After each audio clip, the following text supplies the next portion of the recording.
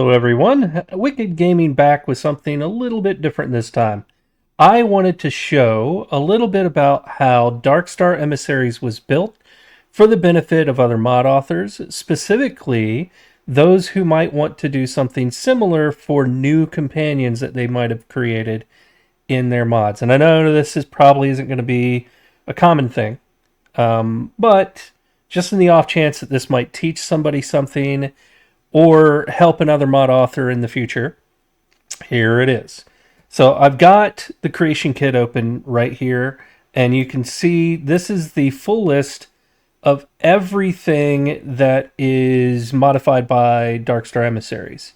What you'll notice is that they are all, other than the main quest holding cell, which gains some overrides of its own, just because of, I guess, me looking at it. Um, you'll understand how that works when you start getting into creation kit pretty deeply. But notice that I've got all selected, and I've got show edited forms only, and not a single companion is showing up in here. None of them. Everything that you see is prefixed with DSMS, or basically Darkstar Emissaries, and it's all actor values, terminal menus, and a quest, right? And this was very specific, very purposeful. I didn't want Emissaries to clash with any other mod out there that might be doing changes to, say, Heller or uh, Sarah or any of those. I didn't want any of the mainline character or to be edited by my mod and therefore be able to be stepped on by other mods. In the original version of Retired Emissaries, was the original mod. In that version of the mod, yes, I did overrides. That was created during using Xedit. Didn't have access to Creation Kit at the time, so I didn't have access to the full scripting engine and everything else. I could use certain apps to decompress some of the PEX scripts that were published with some people's mods and look through things.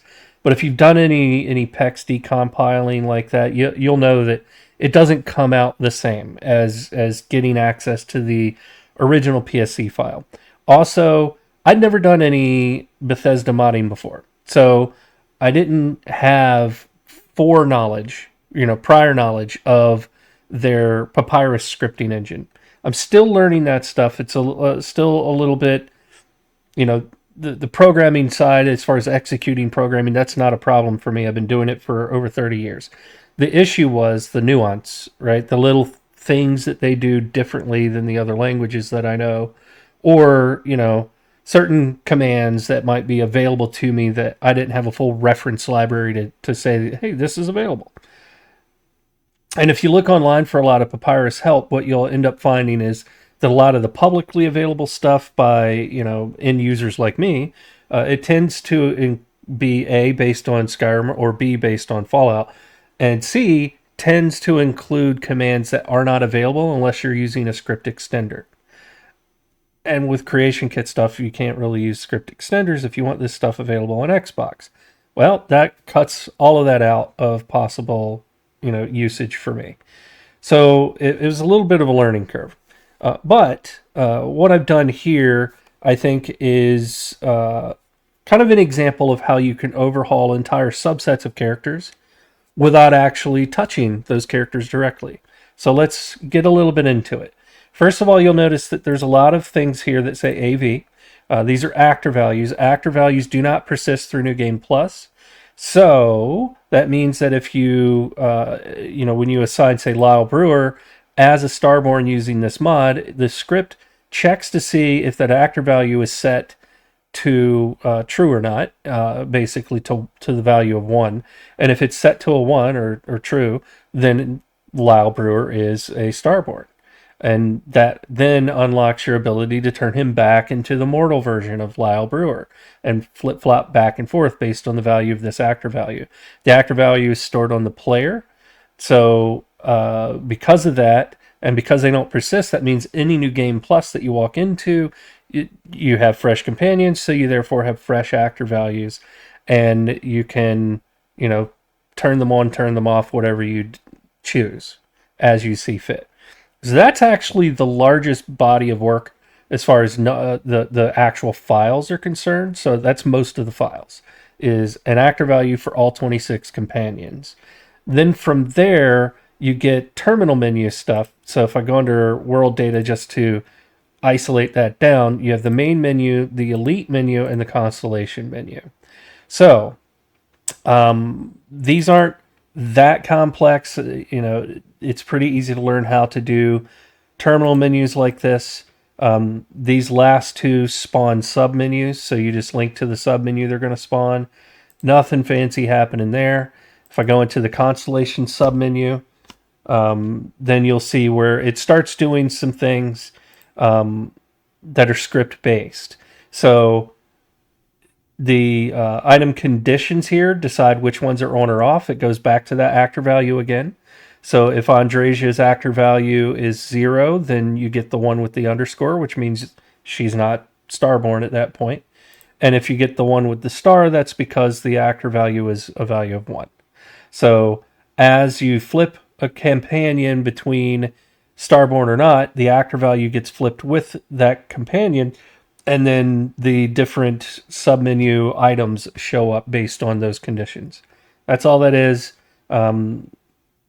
It's fairly simple, and you'll see that the commands that it's executing over here in the papyrus fragments are all fairly simple as well. So they're just calling pmaster.make starborn. If I look at properties, you'll notice that there is only one property, and that is the DS Emis Master. So that is a quest, and it is a the quest that issues you your slate. So originally it had a script file called issue slate. You'll see up here top type DarkStar EM. That's the namespace or the folder. Colon issue slate. That was the original script that all it did was give you the data slate. Now it gives you the data slate, and it also carries with it the core functions that everything is going to use. So anytime any of these character flips are being called, so restore or make starborn, it's passing in that character's name as a string. Not ideal programming, I know, but in this case, the most functional. So it passes in Andresia to either one, and it just calls pmaster.make starborn or pmaster.restore. That's all these are going to do. That's all the data slates do, whether you're talking about the constellation one or the elite one. So then if I go to the quests, it's been a while. Here we go. Quest. So there's DarkStar Emissaries Master. I open this up, and it really doesn't have much going on in any other tab. The only thing is this one thing here. So that is calling the namespace to DarkStar EM, colon issue slate. So issue slate is the actual script file. I'll look at the properties here. And there is a lot going on in these properties that's not obvious at a glance. So there's some standard properties like a hook to the actor value for morality, the value for any crime, no crime, all of that. So actor values for whether or not they're starborn, keywords for use legendary UI, the starborn perk, the faction perk for starborn, all of that stuff, the basic stuff. These are standard values that are going to get used across everything that needs to happen. The new combat style I created and the default combat style that all of these companions start with, just so it's easy to flip back and forth. But when it really gets complex is when you look at this. This is what they call a struct. So this struct lists every companion in the game and every possible thing that the scripts need to know about that companion. So their old armor, their old helmet, their old pack, their old weapon, their old ammo, their new armor, their new weapon. So there's the new armor, right? Because when you are flipping your companion or any companion to starborn, you have to, of course, you want to give them a starborn suit of armor, but you also have to give them a new helmet and a new backpack. Because if you don't take their old ones from them and you don't give them new ones to put in their place, what they'll end up doing is they'll equip the Starborn armor and a helmet and a backpack. So for a Constellation member, for example, you end up with the Constellation helmet, the Constellation backpack, blended, merged, and overlaid with the Starborn stuff. That doesn't work out very well visually. It doesn't make a lot of sense. So what I did was I created a uh, a helmet and a backpack that have no graphic. So I cloned the Constellation helmet and backpack, and basically took their NIF reference away. So they have no graphic that renders in the game. They still equip it, but it's hidden. It's hidden. So to do that, I give them their new armor, I give them a new helmet and a new backpack. And if I expand this all the way so you can see the name, uh, you know, DarkStar Emissaries Constellation helmet fake not playable. So it's just a reference to that non-playable helmet and backpack so that they have something to put on, so that they don't freak out and find some new backpack or helmet to overlay with the. Basically, I think the companions, for some reason, I think they're scripted in some way by the game to always look for a helmet and a backpack to put on in addition to their suit, and so you have to give them something blank just to hold the slot. So that's all that is. And then there's some other things here. But basically, this is I turned it into a spreadsheet, right? I turned all of these different values that get turned on or off or flip back and forth, what powers they get given or taken away from them, and all of that. They're all in this grid that is much easier to manage. It probably seems complex, but once you have this set up and you have it in this state, it makes it very easy to come in and see, what Sam Coe is being given and change it. What Amelia Earhart is has going on, and change and customize her. And right on down the line, I can look and say, oh, there's Moara, and what has he got? So this is the in creation kit interface to this struct, and this is what I wanted to set up to prevent me from having to do each and every one of these, values as individual properties. So 27 companions times, God, over a dozen rows here or columns here. So 27 times a dozen. That's how many properties you would have to create if you didn't do a struct. If you look at some of the more complex quests that are being created and managed by Bethesda, they do the same thing. I got this idea from looking at how they do things. I've used structs and things that you might refer to as a struct in many programming languages over the years. It had never dawned on me to do that with a property in a mod until I saw them doing it in some vanilla quests, and I was like, hey, that's a brilliant idea. I wonder how I can centralize that and call it globally from anywhere. And that's what I've pulled off here. So let's look at the actual scripting side of this. For this, I'll bring up Visual Studio Code. So this is one of the fragments, or fragment bundles, whatever. This is the script behind the Constellation submenu. So PMaster makes Starborn Andreja, Barrett, Sam Coe, yada, yada, yada. You come to the bottom and you see that it's got a reference to that PMaster here. So everything is calling that PMaster remotely. So effectively, it's calling DarkStar Emissary : issue slate dot restore parenthesis quote Sarah Morgan quote in parenthesis. Right, so that's effectively what's happening, and that is reaching across to this issue slate script. This is where the magic really happens. So 27 companions, and this is the entirety of the script. It's 180 lines of code, and it's about as simple as it gets when you really get down to it. We've got our basic properties here that didn't need to be in a grid. I didn't need to do anything super complex here, except for this guy, this companion array. So that's what that bracket means if you aren't familiar. And then it's called companions. And that's what I use to refer to it later on. From there, that's that companion array. That's a custom struct. Here's that struct being defined. So companion has all of these columns or properties or what have you. So in programming lingo, these would be properties, and this is effectively a subclass, but ignore that. So from there, how do I make use of it? I've established it here. You have to establish your struct in code first. Then you can attach. Then you can go back into your, into the creation kit, and you can start supplying values to that struct. And then how do you consume them in a script? Well, fairly easily. So here's the on quest init that gives the player the data slate when they start up the game or enter New Game Plus. That was the original. That's all it ever did. So now we have our make starborn method and we have a restore method. Just two methods in this whole script.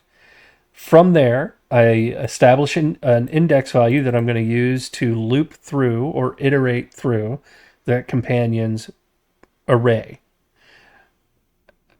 And then a lot is it's just basically me establishing a numeric value for 99,999.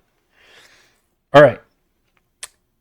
I then enter a loop. It's called a while loop, where index is less than companions.length, and at the end of the loop, right before end while, you say index plus equals 1.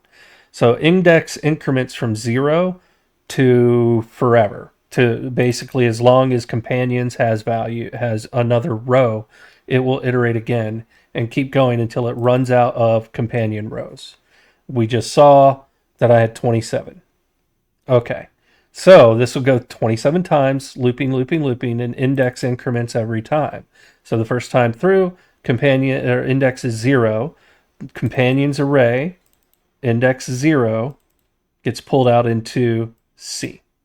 So C is now the current companion for the current loop iteration. From there, we look at the name of that companion.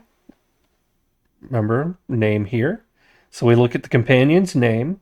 Do they match AK who? AK who is that name that we passed in from the remote.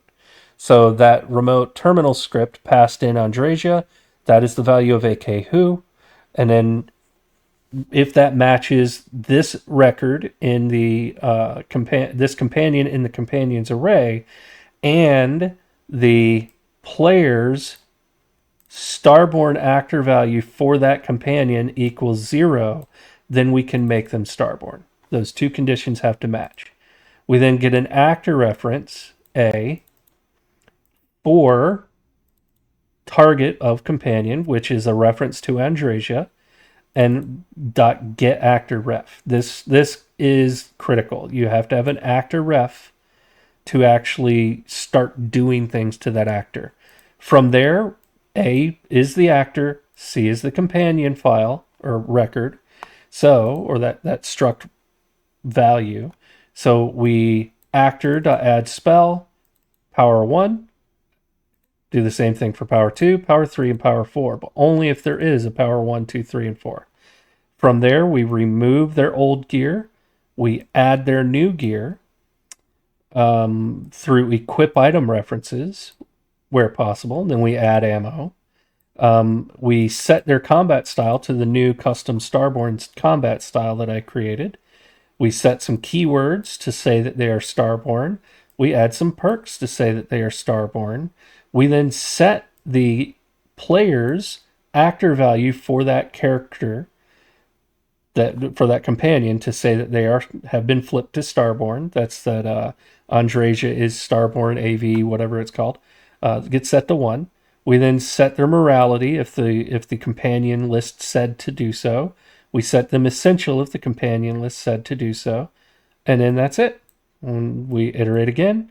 And since nobody else would match the name Andresia, it would just keep loop super fast and exit and do nothing. And there we go. And if you tried to convert Andrasia to Starborn and she was already Starborn, then when the Andrasia row in the companions list came up, this first part would be true, this second part would be false, and she just wouldn't be processed. So this also acts as a good safety net to not attempt to double engage a companion as Starborn back to back to back to back to back. So it can only process once.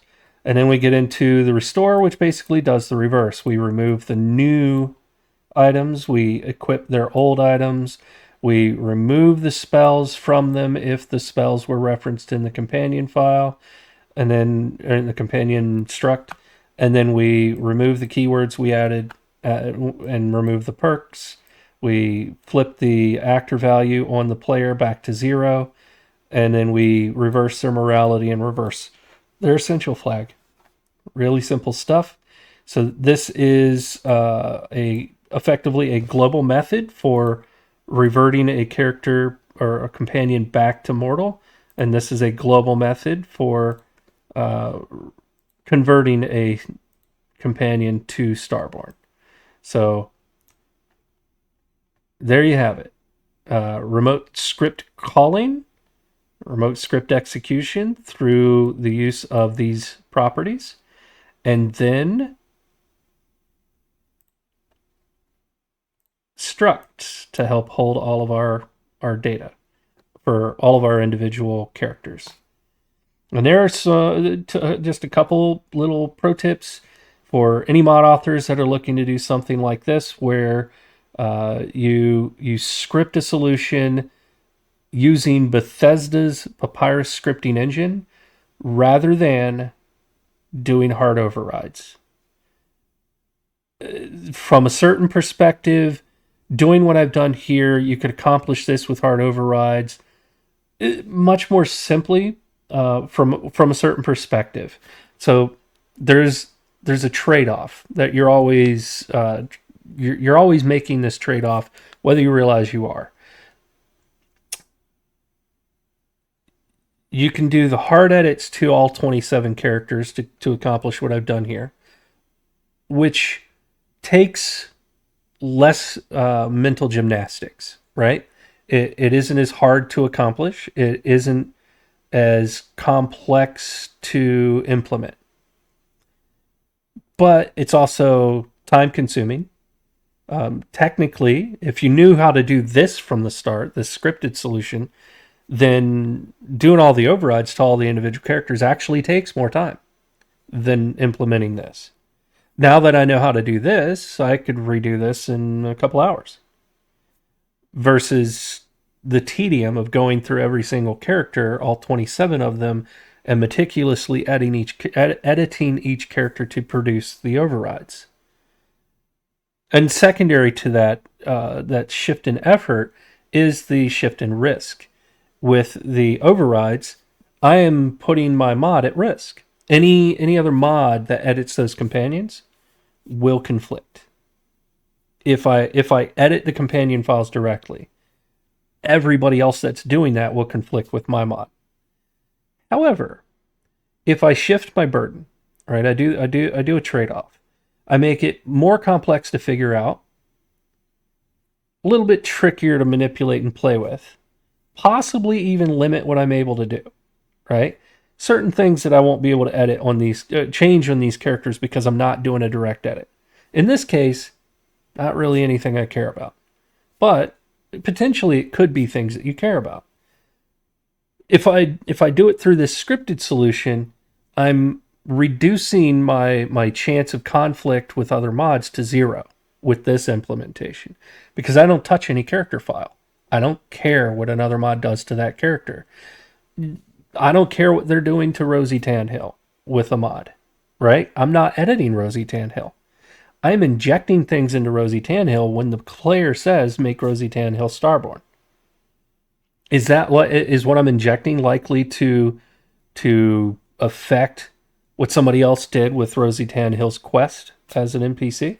Probably not. Is it going to interact with her dialogue? No, not at all. I haven't touched dialogue. I haven't touched any of that stuff. I didn't touch any of her keywords. I add I inject keywords into her when she becomes Starborn. I remove those same keywords from her when she's not Starborn anymore, and they're only Starborn keywords, right? So what I've done here is I've tread the lightest possible. I give the player a pretty dramatic change to these characters without actually ever directly touching the characters. So in a lot of ways, there's a lot of things you can learn from this. That there are more than one way to do things, right? You don't have to jump straight to the hard override. It's often the easiest solution to come up with is to just do the override and walk away. Takes a little bit more effort, time, and practice to get to that different approach of doing it through Papyrus if possible and doing as few overrides as possible. Even with my DarkStar manufacturing and DarkStar Astrodynamics, I don't edit the pre-existing stuff, if at all possible. I made no changes to, say, the Inflictor, the Varun Inflictor, with DarkStar manufacturing. Instead, I created my own version of the of the Inflictor, and when you create an enhanced version of that weapon, you get a brand new weapon handed to you. It's not the original Inflictor anymore. It's a new form ID. It's a new form. So if there's another mod that's altering the Inflictor, my mod won't conflict with it, theoretically. So it all depends on what that other mod author does, and But at the end of the day, my goal is to always try and find the least um, burdensome way to do these mods. I will take the burden upon me so that there's less burden upon other the player and less burden upon other mod authors to try and dodge and avoid, and less conflicts, less chance of this breaking with a patch or an update to the game or to the companion. Bethesda could go and change these companions right now. I would not stress about it at all. Wouldn't worry me, because I haven't overridden anything. So, not always possible, but I'd say if you're a mod author, if what you're doing is possible to be done through scripting, that in my book, my eyes, that's probably what you should seek to do. It will be better for you and better for your players in the long run. But I'll leave it to you. This is now here for your use and your reference. And I wish you all a great day.